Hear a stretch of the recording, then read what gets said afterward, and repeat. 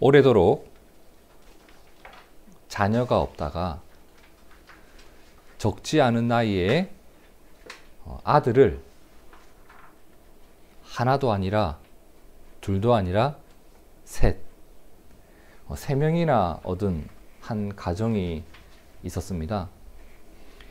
이 가정의 아버지의 이름은 데라였는데 그가 몇 살에 자녀들을 얻게 되었는지 26절을 한번 보세요. 데라는 몇 살에?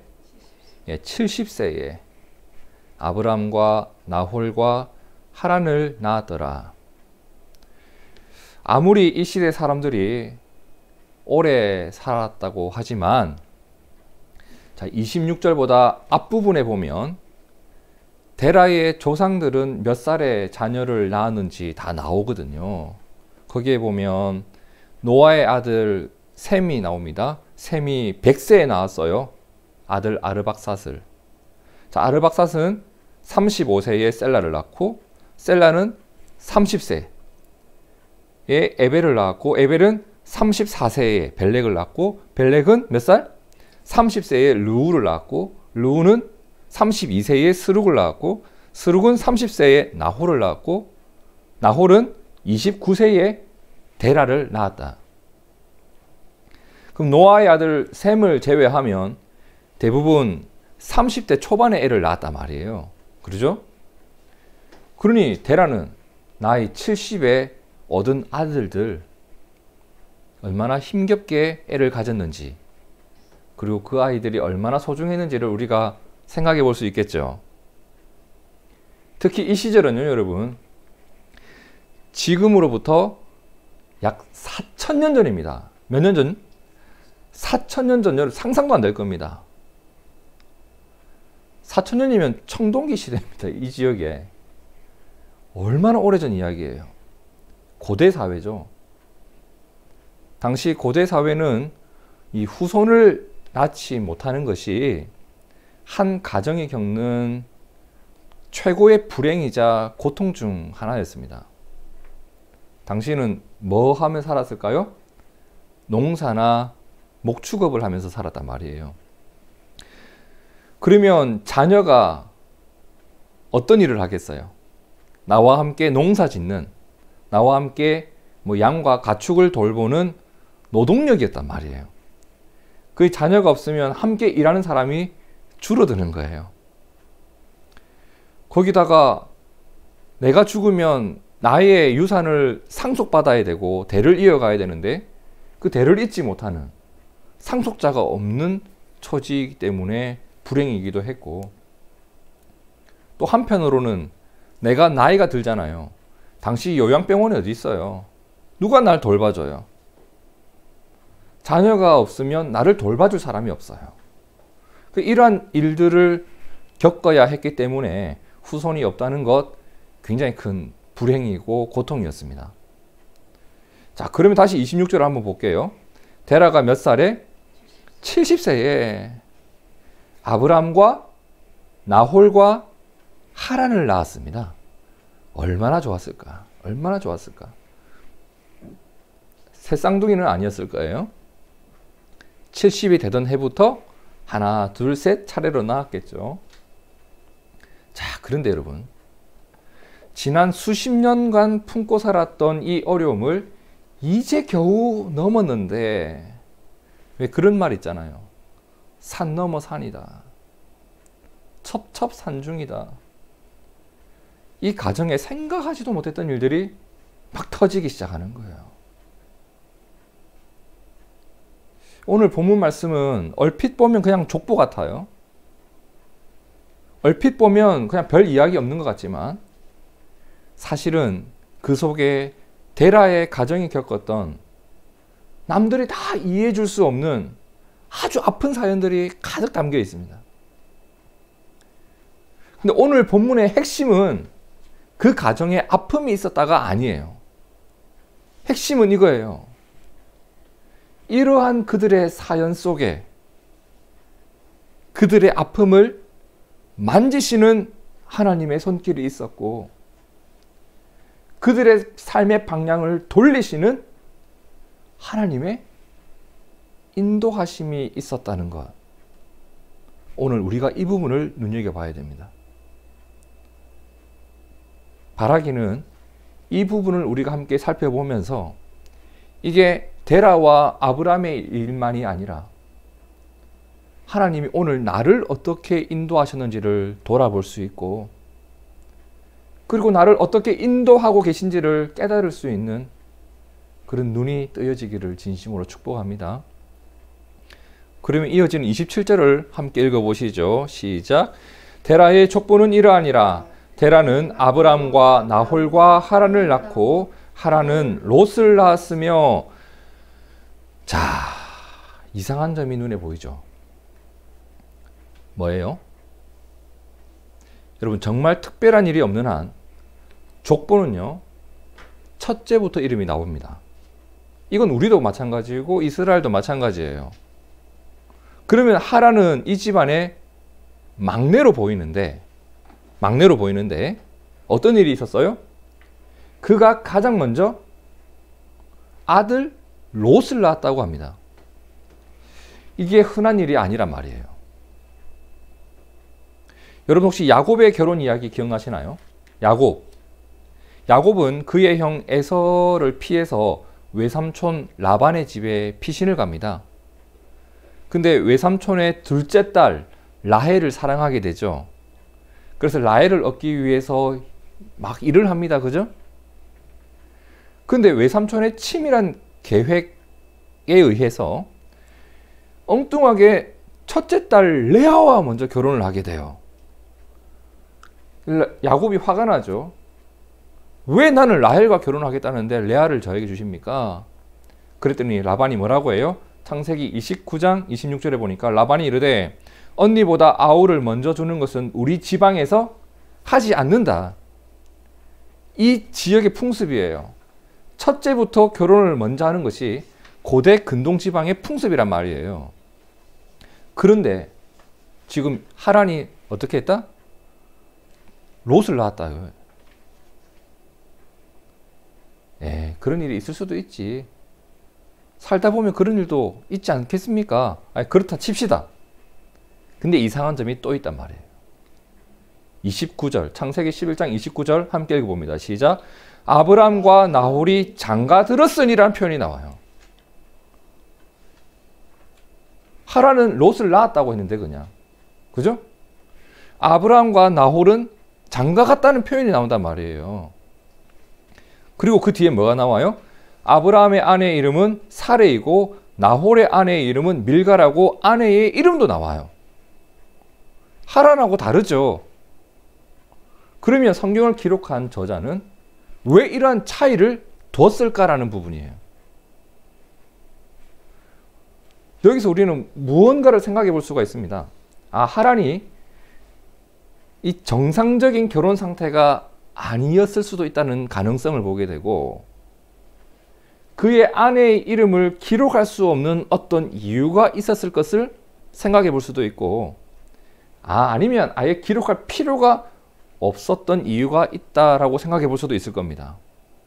그래서 어떤 분들은 하란이 결혼을 하지 않은 상태에서 아이를 낳았다라고 보기도 하고, 하란에게 어떤 문제가 있었다라고 보기도 해요. 근데 우리는 그런 것은 다 우리의 이제 상상이고, 중요한 것은 하란이 롯을 낳았다. 먼저 형들보다. 그죠? 그리고 아내 이름이 나오지 않는다라는 점을 일단 확인하고 28절도 한번 봅시다. 하란은 그 아비 데라보다 먼저 고향 갈대아인의 우르에서 어때요? 죽어버린 거예요.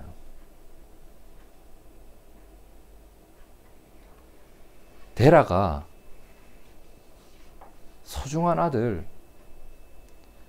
눈에 넣어도 아프지 않을 막내 아들, 이 하란을 잃어버려요.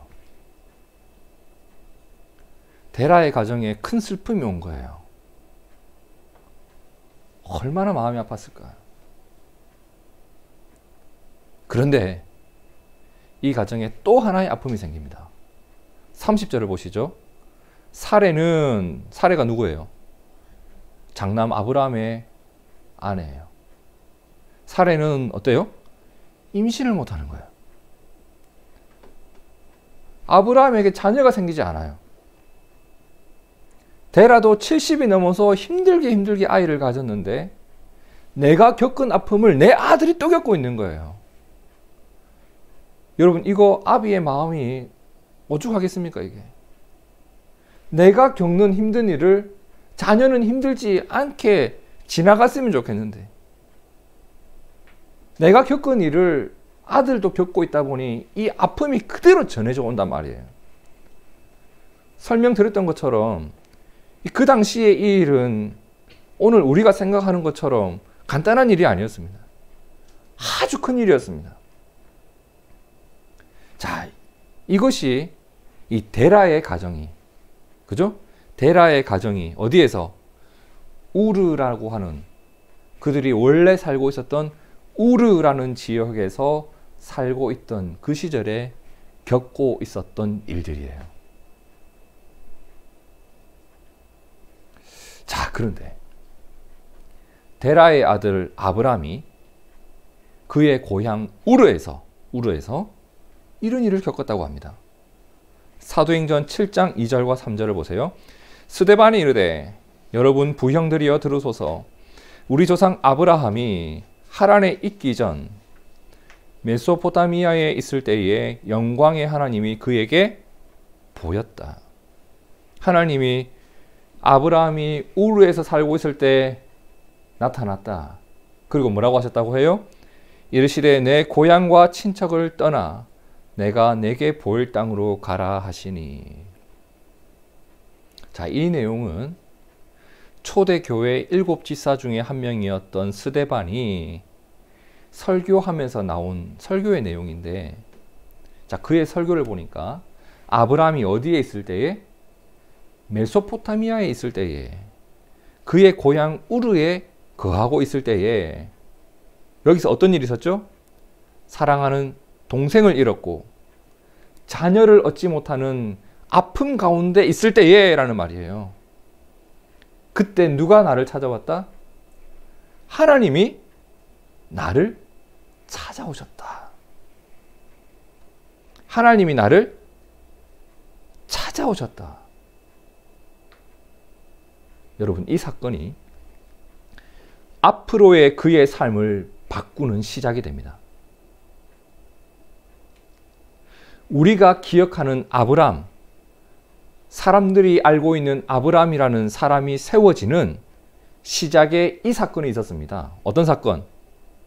하나님이 나를 찾아오셨다. 앞으로 있을 엄청난 일의 시작에 무엇이 있었다? 하나님이 나를 찾아오셨다. 여러분, 우리의 삶에도 동일한 역사가 있지 않을까요?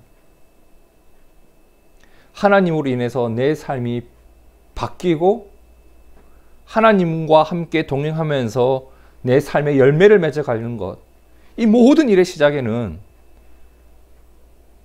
주님이 우리를 찾아오신 것, 여기서 시작하잖아요.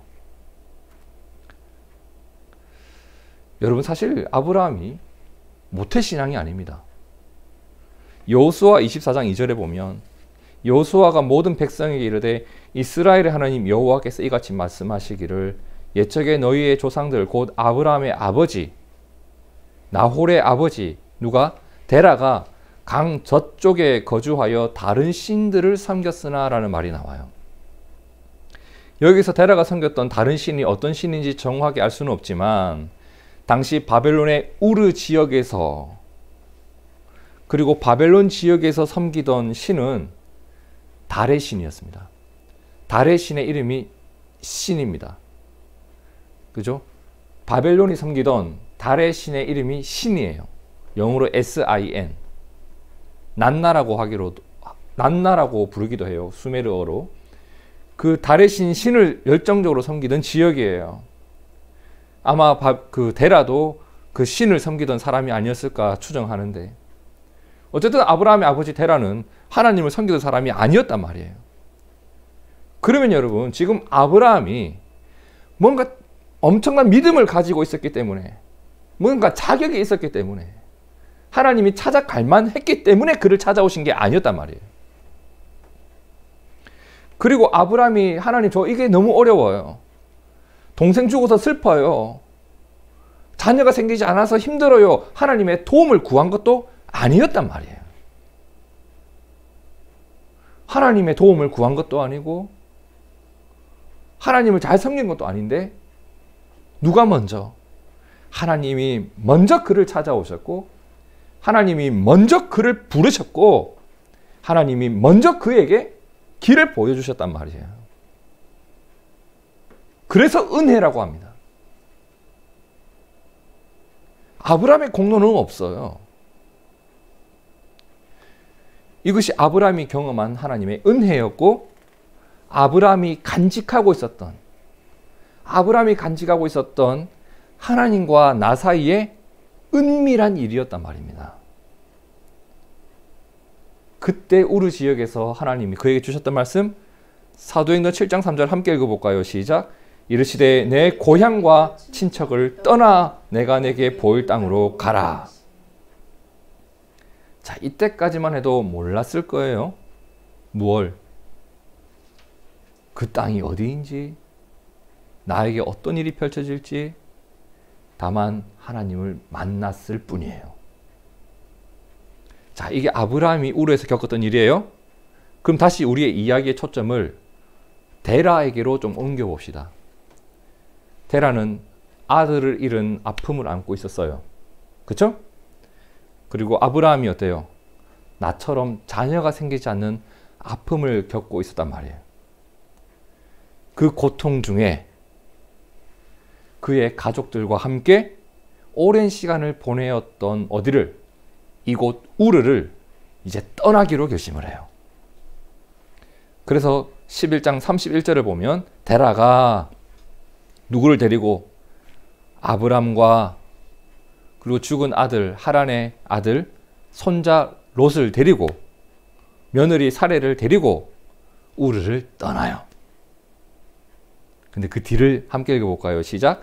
가나안 땅으로 가고자 하더니 하란에 이르러 거기 거류하였으며. 자, 데라가 떠났는데 그런데 여러분 그의 목적지가 어디였어요? 가나안 땅이었어요. 이걸 보면 우리는 놀라요. 왜? 우리는 알기 때문이에요. 우리가 뭘 알고 있어요? 나중에 하나님이 아브라함에게 지시하여 가라고 한 땅이 어디예요? 이 가나안 땅이라는 걸 우리는 알고 있단 말이에요. 우린 성경을 다 봤으니까. 그들의 역사를 다 봤으니까. 근데 데라의 입장에서는 내 아들이 나중에 가나안 땅을 가게 될 거야 이런 상상을 했겠어요? 아니죠. 데라는 지금 소가 뒷걸음치다가 쥐잡은 격이 된 거예요. 지금 가나안 땅이 어떤 땅인지 데라는 알 리가 없죠. 근데 가나안 땅으로 가려고 했어요. 이건 하나님과 연관 있는 일이 아니죠. 그의 계획이었어요. 그가 스스로 내린 결론이 가나안까지 가야 되겠다. 우르에서 가나안까지 직선 거리가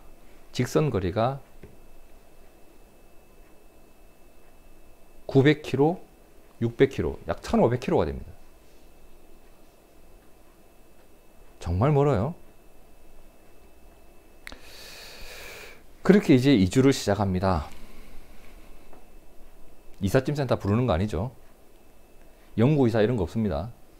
로젠 택배 이런 거 없습니다. 내가 다 낙타에 실어가지고 걸어가야 돼요. 그렇게 가다가 하란이라는 곳을 만납니다. 우르에서 하란까지 900km입니다. 근데 하지만 이렇게 멀지라도 이 우르에서 하란까지는 바벨론 영향권에 있어요. 무슨 말이냐면 문화가 비슷하고 섬기는 신도 같아요. 달의 신, 신을 섬기는 곳이에요.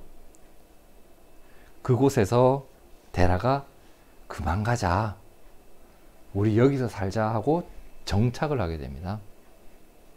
이렇게 해서 데라와 아브람, 그리고 며느리 사레, 그리고 손자 롯은 오랜 시간을 보내던 우르를 떠나 하란에 정착하여 새로운 삶의 기반을 다져가기 시작해요. 그런데 여기서 하나님을 만났던 한 사람이 있죠. 누구? 아브람. 아브람은 우르에서 하나님과의 추억이 있습니다. 뭐예요? 하나님의 약속을 받았단 말이에요. 하지만 아브람의 삶과 하나님이 주셨던 말씀이 아직 연결된 상태는 아니었다. 커넥션이 있지는 않았죠. 말씀도 있고 아브라함의 삶도 있지만 이것이 연결되어 있는 상태는 아니었어요. 근데 이것이 연결되는 사건이 벌어지게 돼요. 자, 하란에서 하나님이 그를 다시 찾아온 거예요. 창세기 12장 1절이 그 내용이죠.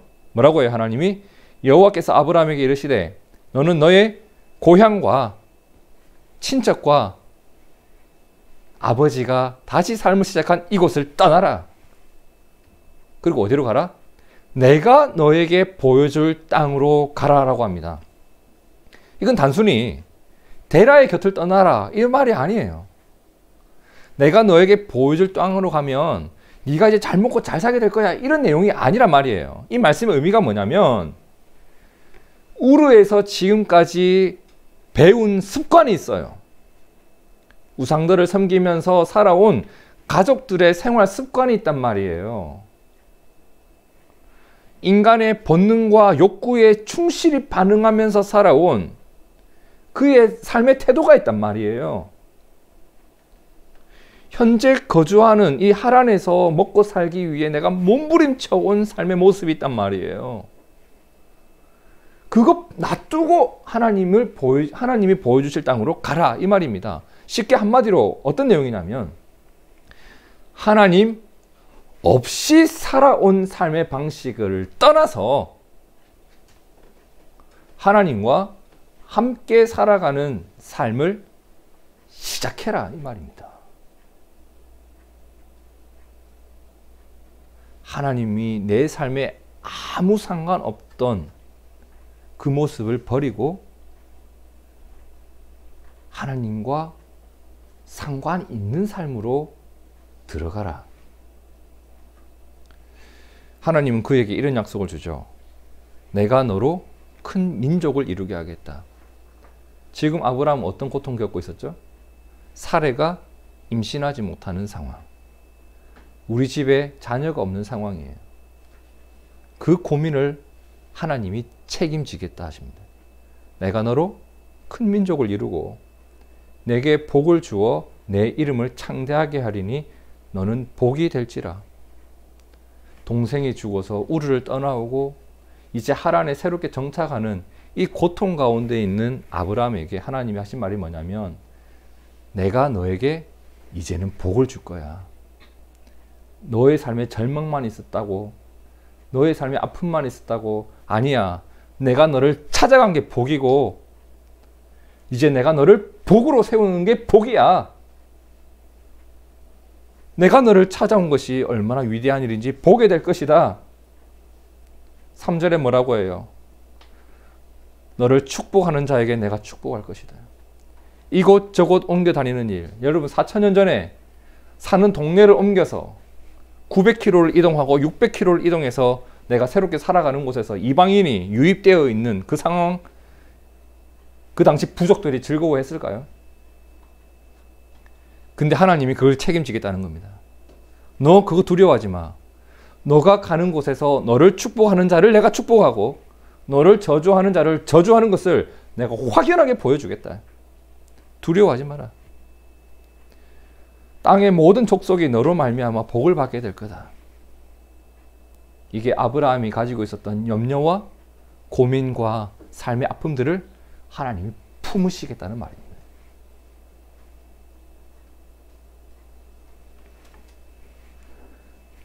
곰곰이 생각해 보십시오. 아브라함과 그의 가족들 우르를 떠나고 싶어서 떠났습니까? 하란까지 올 수밖에 없었던 아픔이 있었던 사람들입니다. 그런 거에게 하나님 말씀합니다. 그 아픔이 있지만 너는 복이다. 너가 복의 근원이다. 하나님, 제가 어떻게 복의 근원이에요? 아픔 덩어리인데요. 염려 덩어리인데요. 자녀가 없어서 앞날을 알 수가 없는데요. 근데 하나님 말씀합니다. 아니야, 너가 복이다. 여러분, 아픔이 있어도 하나님이 함께 하시면 복이 될 줄로 믿습니다.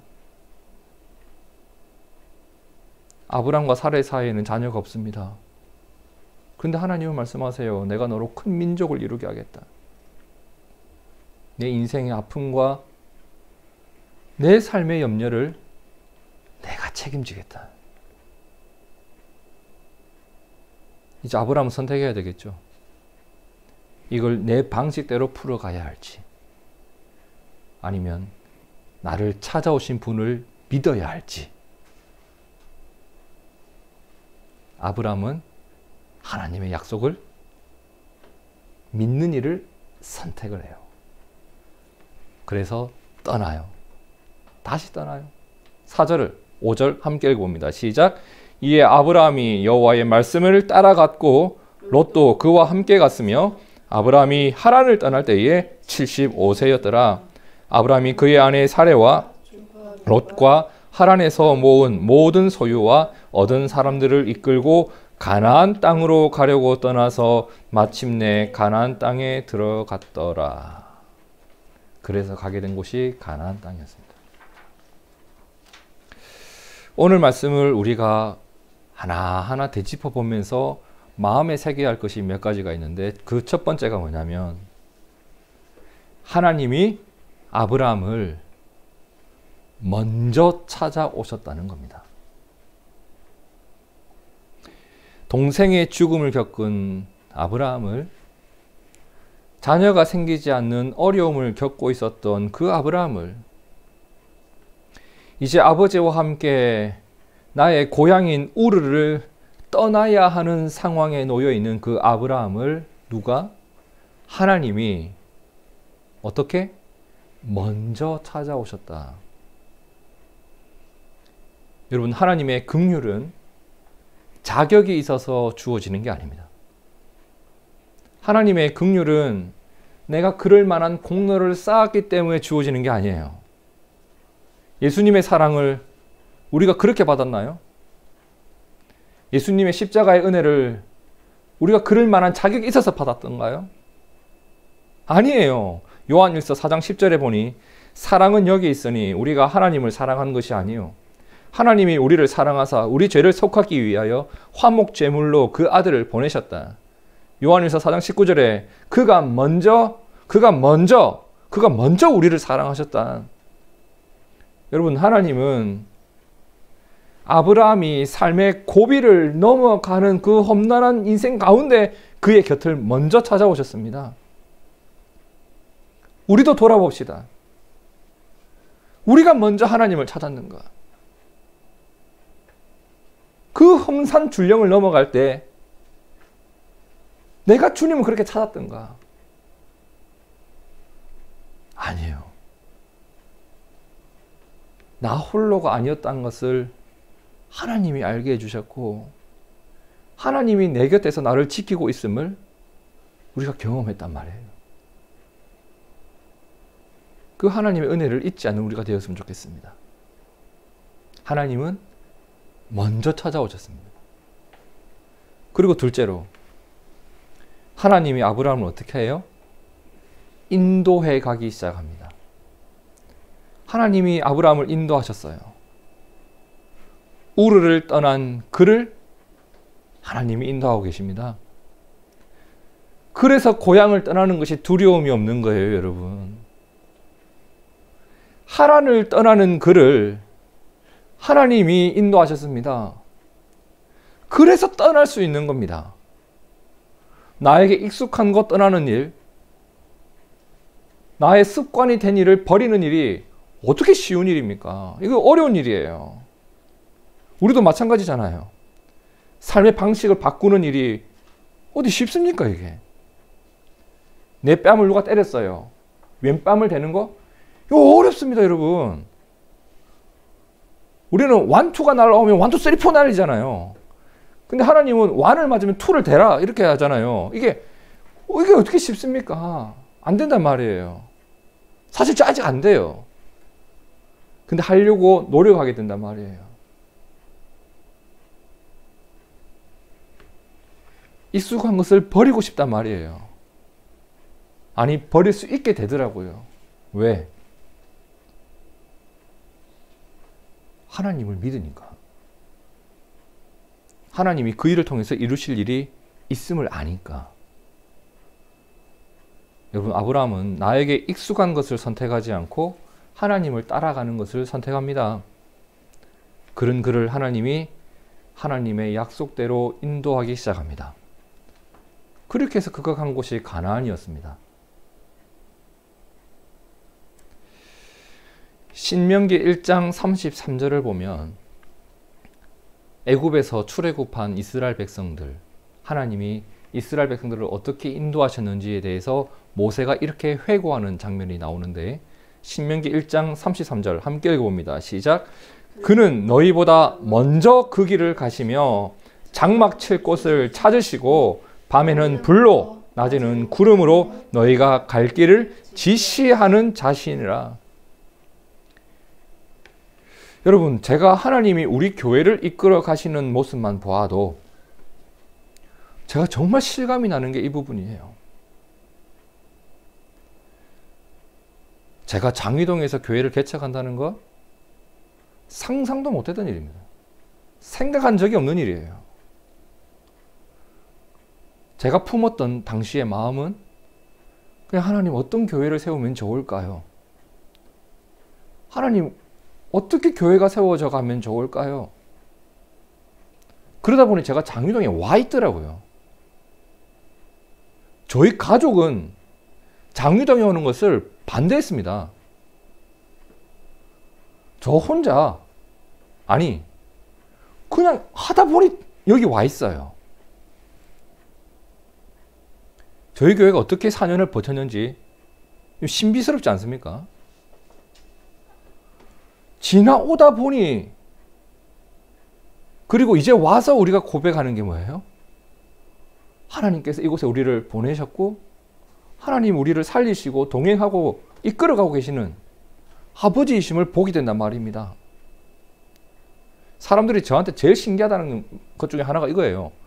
목사님이 글씨 쓰는 사람 될 줄 몰랐다. 저도 몰랐습니다.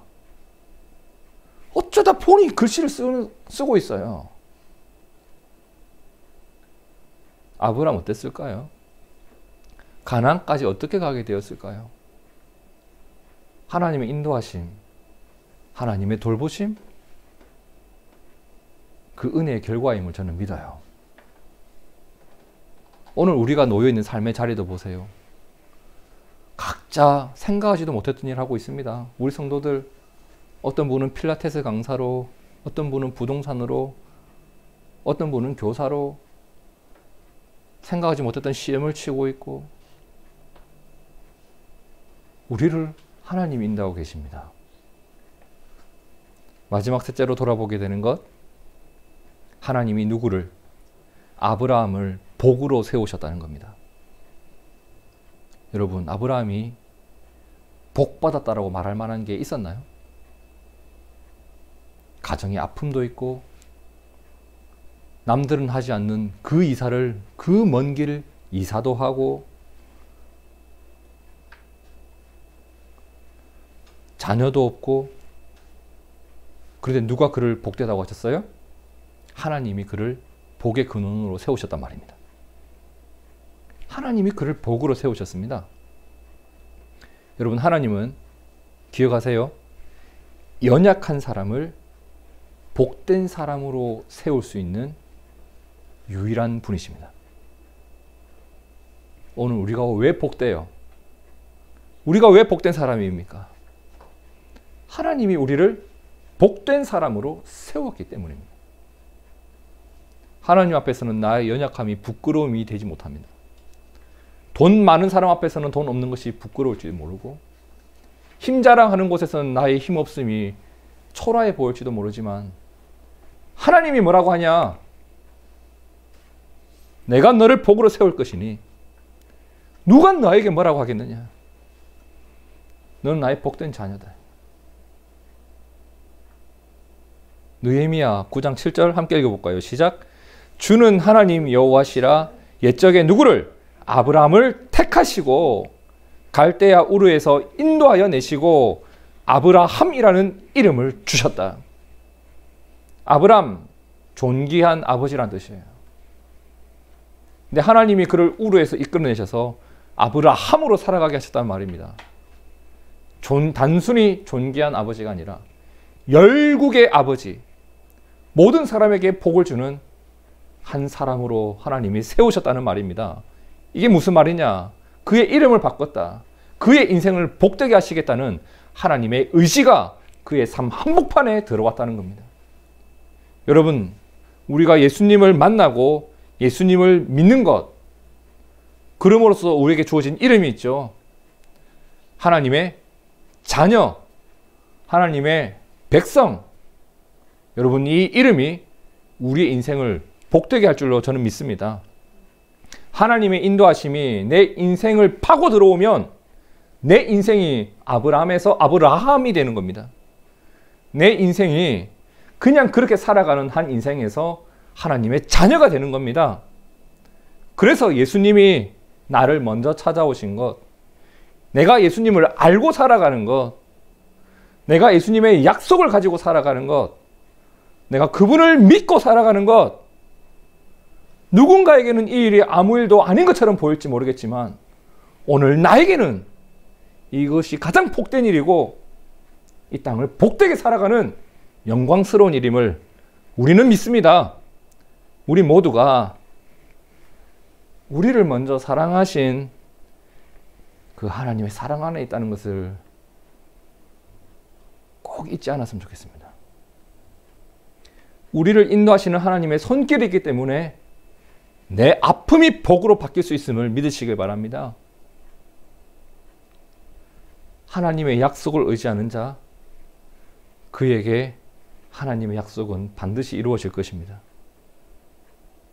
그렇게 주님의 인도 가운데 우리의 삶이 닿아 있는 그곳에서 하나님을 찬양하는 우리의 삶이 되기를 진심으로 축복합니다. 함께 기도하겠습니다.